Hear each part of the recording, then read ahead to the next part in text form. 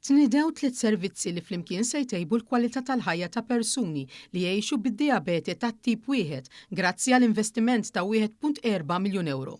Dan fost l-oħrajn bloti ta' pompi tal-insulina lil żgħażagħ sa' 18-il sena. Il-Ministru għas-Saħħa Joe Etienne Bella tenna li din hi kisba kruċjali fil-kura tad-diabete f'pajjiżna kif din il-pompa tal-insulina se tingħata bla ħlas u se toffri terapija b'mod awtomatiku u kostanti.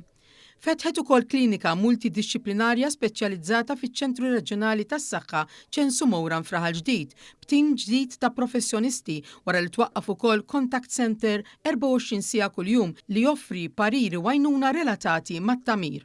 Il-Ministru qal kif is-servizz ġdid qed jiġi offrut lil pazjenti sa 18-il sena kif ukoll dawk li jiżviluppaw id-diabete wara kirurġija għat-tneħħija totali tal-frixa. Fi żmien li ġej is-servizz se jiġi estiż għal pazjenti kollha bid-diabete tip 1.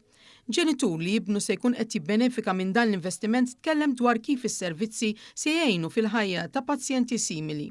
Issa l-insulin pump ħadd l-insulin awtomatikament. Long term, in-numri juru illi kull min juża insulin pump it-sokkor tiegħu jkun ħafna iżjed in range, ikollu HbA1c aħjar li dak ifisser li l-qudiem ħajġu evitati komplikazzjonijiet relatati mad-diabete.